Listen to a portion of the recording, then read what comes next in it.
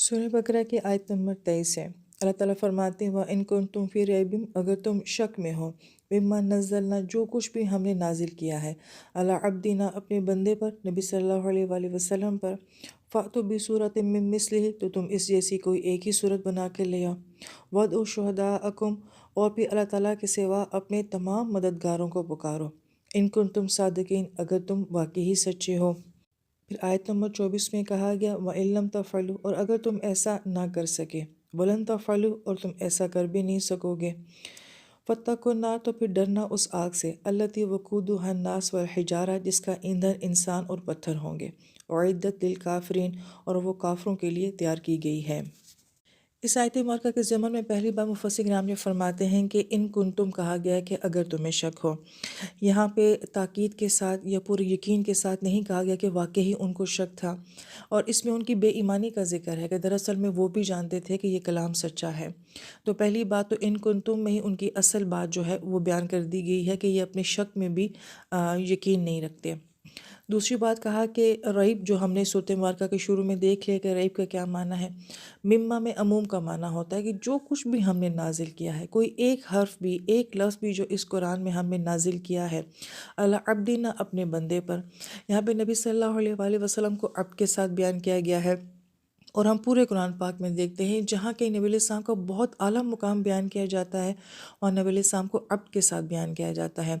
जैसे हम अपने कलमे में भी देखते हैं, अब्दुहु व रसूलु बयान किया जाता है, जबकि कितना बड़ा मुकाम है, अल्लाह ताला के साथ नबी अलैहिस्सलाम का नाम आ रहा है। इसी तरीके से जहाँ कहीं कुरान के नाजिल होने की बात होगी, नबी अलैहिस्सलाम की शब मेराज का तज़किरा होगा, वहाँ पे हम अब्द का लफ्ज़ देखेंगे। और इसकी वजह मुफस्सिर किराम ये बयान फरमाते हैं कि जो इंसान जितना ज़्यादा आजिज़ होता है उसको उतना ही बड़ा मुकाम दिया जाता है। और नबी अलैहिस्सलाम को कुरान का दिया जाना, शब मेराज का, सिदरतुल मुंतहा की मुलाकात का दिया जाना, ये नबी अलैहिस्सलाम का इतना बुलंद मुकाम इस वजह से है कि आप अपने रब के कामिल ग़ुलाम थे।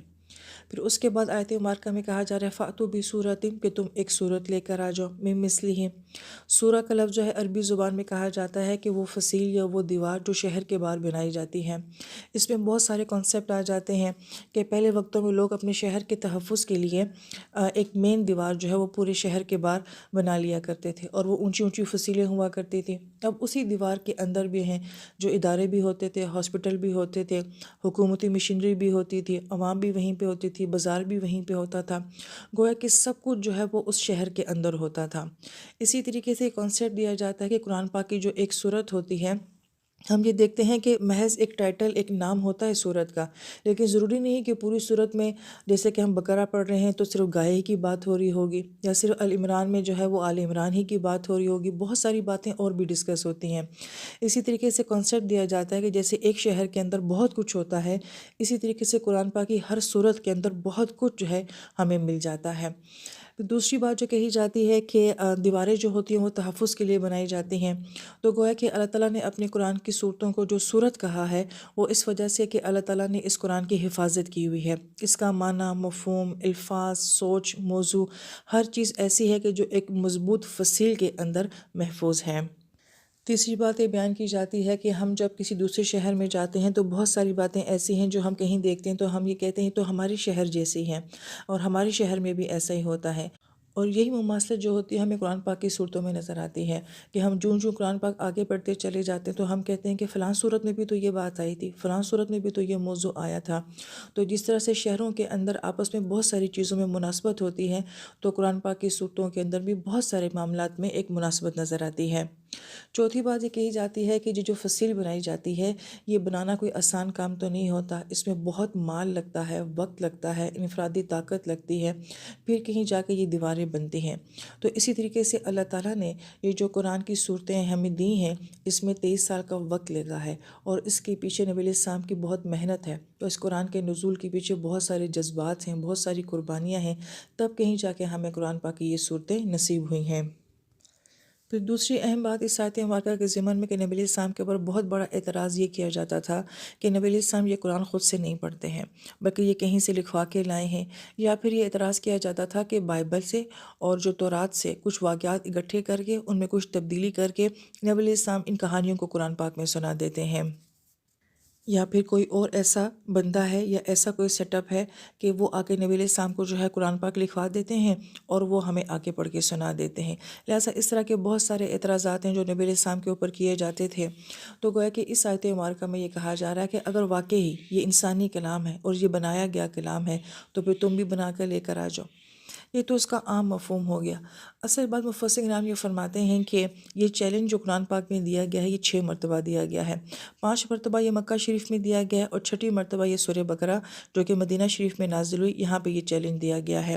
اب ہم یہ دیکھتے ہیں کہ نبی علیہ السلام کی وہ جو 10 سال کی محنت مکہ شریف میں ہے، آپ رزسٹ نہیں کرتے، لڑائی وہاں پہ نہیں کرتے، جنگ وہاں پہ کوئی بھی نہیں ہوئی ہے۔ وہاں پہ کس چیز سے لڑا جا رہا ہے؟ صرف قرآنی الفاظ کے ساتھ لڑا جا رہا ہے۔ اور وہاں پہ ان کو جو 5 مرتبہ چیلنج دیا گیا ہے وہ کس چیز کا دیا گیا ہے؟ قرآن کا دیا گیا ہے۔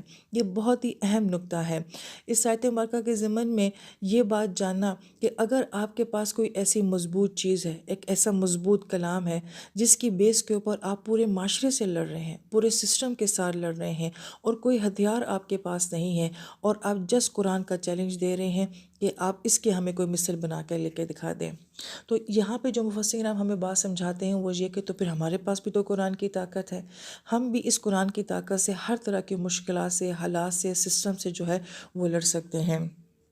پھر ایک اور اہم نکتہ جو بیان کیا جاتا ہے کہ ایک دعوت ہوتی ہے اور ایک چیلنج ہوتا ہے۔ نبی علیہ السلام نے مکہ والوں کو چیلنج پہلے دیا ہے، یہ دعوت پہلے دی ہے۔ تو ہم یہ دیکھتے ہیں کہ نبی علیہ السلام مکہ والوں کو دعوت پہلے دے رہے ہیں، کیونکہ دعوت کے اندر تو وعظ، نصیحت، محبت، ہمدردی ہوتی ہے۔ آپ علیہ السلام نے ان کو چیلنج نہیں دیا ہے، آپ علیہ السلام نے ان کو دعوت دی ہے، لیکن مسلسل دعوت دینے کے بعد جب ان کا مسلسل انکار آتا ہے تو پھر جا کے اللہ تعالیٰ کی طرف سے آتا ہے کہ اب ان کو چیلنج دے دیا جائے۔ لہذا یہ بات بھی ہمیں اپنے دعوتی کام میں، اپنے دین کے کام میں سمجھنی چاہیے کہ ہم نے دعوت پہلے دینی ہے یا ہم نے چیلنج پہلے دینا ہے۔ تو پہلے نبی علیہ السلام جیسی ہم دعوت دے لیں تو پھر اس کے بعد ہم کسی کو کسی بات کا چیلنج دے سکتے ہیں۔ پھر آیت نمبر 24 میں یہ کہا جاتا ہے کہ فَإِن لَمْ تَفْعَلُوا وَلَن تَفْعَلُوا، ایک ماضی کا انکار کیا جا رہا ہے، ایک مستقبل کا انکار کیا جا رہا ہے کہ اس سے پہلے بھی تم یہ نہیں کر سکے، اس سے آگے بھی تم نہیں کر سکو گے۔ تو گویا کہ اللہ تعالیٰ نے پہلے ہی سے نفی کر دی کہ یہ کام نہ ہوا ہے نہ ہوگا۔ لیکن بڑی اہم بات یہ کہ تم نہیں کر سکو گے، مگر کیا نہیں کر سکو گے وہ مفعول یہاں پہ نہیں بیان کیا گیا، یعنی کہ تم قرآن کے الفاظ کو نہیں بدل سکو گے، تفسیر کو نہیں بدل سکو گے، موضوع کو نہیں بدل سکو گے، کیا نہیں بدل سکو گے؟ تو مفسر کرام یہ فرماتے ہیں کہ مفعول کا نہ بیان کرنا دراصل میں اس بات کی علامت ہے کہ تم اس کتاب میں کسی بھی قسم کی کوئی تبدیلی نہیں کر سکو گے، نہ الفاظ میں، نہ موضوع میں، نہ حکمت میں، نہ انداز میں، کسی بھی انداز سے تم اس کتاب کا کچھ بھی جو ہے وہ تبدیل نہیں کر سکتے۔ اور پھر اس سے پچھلی آیت میں یہ بھی کہا گیا تھا کہ تم اپنے تمام شہداء کو پکار لو۔ تو بعض مفسرین کرام فرماتے ہیں کہ شہداء سے مطلب گواہ بھی ہوتے ہیں، لیکن شہداء سے مراد ایکسپرٹس بھی ہوتے ہیں کہ جو تمہارے اپنے دور کے، اپنے معاشرے کے ایکسپرٹس ہیں، جو کہ بہت زیادہ بلاغت رکھنے والے، شاعری کرنے والے، زبان کو سمجھنے والے ہیں، ان سب کو جمع کر لو۔ پھر شہداء کو میں ہم تجوید کے لحاظ سے دیکھتے ہیں کہ بد متصل آ رہی ہیں۔ تو مفسر کرام یہ فرماتے ہیں کہ بعض اوقات الفاظ کے اندر کسی قسم کی شدت ہو نا تو وہ معنوں میں بھی آ جاتے کہ شہداءکم مد متصل ہے کہ اپنے سارے ایکسپرٹس کو بلا لیں اور دنیا جہان سے بلا لیں۔ تو گویا کہ یہ چھوٹا موٹا چیلنج نہیں ہے، یہ بہت بڑا چیلنج ہے کہ جس کو تم بلا سکتے ہو سوائے اللہ کے، باقی جس پوری دنیا کو اکٹھا کر سکتے ہو وہ کر لو اور اس کا جواب دے دو۔ یہاں پہ مفسر کرام یہ فرماتے ہیں کہ جب چیلنج دیا جاتا ہے نا تو سامنے سے لازمی کوئی نہ کوئی ریئیکشن آتا ہے۔ تو مکہ والوں نے ریئیکشن دیا تھا، وہ لڑے ہیں، انہوں نے مارا ہے، انہوں نے پھر آ کے مدینہ شریف میں مسلمانوں کے ساتھ جنگیں بھی لڑی ہیں، سب کچھ انہوں نے کیا ہے، انہوں نے بھی اپنی جان، مال، اولاد، عورتیں سب کچھ قربان کیا ہے، مگر سب کچھ کیا ہے لیکن قرآن کا جواب نہیں دے سکے۔ یہ دراصل میں اصل بات ہے، اگر وہ کر سکتے ہوتے نا تو جان، مال، اولاد سب کچھ بچا کے بس قرآن پاک میں جیسی کوئی ایک صورت بنا کے لے آتے، چیلنج پورا ہو جاتا، بات ختم ہو جاتی۔ تو یہاں پہ بڑا اہم نکتہ مفسر کرام جو بیان فرماتے ہیں کہ انہوں نے باقی سب کچھ کر لیا، نہیں کر سکے تو بس اس قرآن کا جواب نہیں دے سکے۔ یہ بہت بڑی دلیل ہے کہ اس قرآن کے آگے ہر ایک نے گھٹنے ٹیک دیے ہیں۔ اور پھر آیت مبارکہ کے آخر میں کہا گیا کہ اگر تم ایسا نہ کر سکے تو پھر اس آگ سے بچو کہ جس کا ایندھن انسان اور پتھر ہیں۔ اب انسان اور پتھر کو اکٹھا کیوں کیا گیا؟ اس کی ایک وجہ تو یہ بیان کی جاتی ہے کہ یہ پتھروں کے بت کو مانتے تھے، تو یہ اپنے معبودوں سمیت جو ہیں وہ آگ میں جلائے جائیں گے۔ بعض اہل علم نے یہ بات بھی فرمائی ہے کہ جیسے آگ کو بھڑکانے کے لیے لکڑی چاہیے ہوتی ہے، جہنم کی آگ کو بھڑکانے کے لیے انسانوں کو ڈالا جائے گا، مگر کون سے انسان؟ وہ انسان کے جن کے دل پتھر بن گئے تھے۔ تو گویا کہ ایک تو فزیکل انسان ہے ہی ہے، لیکن وہ انسان جن کے دل اس قرآن سے پتھر بن گئے تھے، تو گویا کہ یہاں پہ کہا جا رہا ہے کہ انسان اپنے پتھر دلوں کے ساتھ جو ہے وہ اس آگ میں جھلسایا جائے گا۔ اور پھر آیت مبارکہ میں اعدت کا لفظ آ رہا ہے۔ اعدت کا لفظ جو ہے یہ عدد سے ہے، اور اس کے اندر جو تصور دیا گیا ہے کہ جو عذاب ہوتا ہے وہ تیار کیا گیا ہے۔ اور تیار کرنے کا مطلب کیسے ہوتا ہے کہ جیسے کہ ہم کسی کے لیے ٹیبل لگاتے ہیں مہمان کے لیے، تو ہم نے یہ کہا ہوتا ہے کہ 10 مہمان ہیں، 10 پلیٹیں رکھنی ہیں، 10 چمچ رکھنے اور 10 گلاس رکھنے ہیں، جیسے کہ ہوٹلوں میں پر ہیڈ کا حساب ہوتا ہے۔ تو گویا کہ ایک ایک کے لیے ایک ایک چیز رکھنا۔ تو جب عذاب کا ذکر آتا ہے قرآن پاک میں، تو اس کا مطلب ہے کہ ایک ایک گناہ کا ان کے لیے عذاب تیار کیا ہوا ہے۔ یہ گناہ تھا، اس کا یہ عذاب ہے، یہ گناہ تھا، اس کا ایک عذاب ہے۔ تو جتنے گناہ ہوں گے اتنی تعداد عذاب کی بھی ہوگی۔ اللہ تعالیٰ ہم سب کو محفوظ فرمائے۔ مگر للکافرین، یہ بہت خوبصورت اور اہم نکتہ ہے، اور پورے قرآن پاک میں ہم نے اس کو دیکھنا ہے غور سے کہ کہاں اسم سے بات ہوتی ہے، کہاں فعل سے بات ہوتی ہے۔ للکافرین کہا گیا ہے۔ کافرین جو ہے یہ اسم ہے، یعنی کہ جو مسلسل کفر کرنے والے ہوتے ہیں، جو مسلسل نافرمانی کرنے والے ہوتے ہیں، ان کے لیے اتنی شدید عذاب کی بات کی جاتی ہے۔ ایسا نہیں ہوتا کہ انسان ایک دو گناہ کرے یا کبھی خطائیں غلطیاں ہو جائیں تو ان کے لیے اتنے شدید عذاب بیان کیے جاتے ہیں۔ للکافرین، جنہوں نے قرآن کے خلاف مسلسل رزسٹ کیا ہے، تو ایسے لوگوں کے لیے پھر ایسا عذاب تیار ہے۔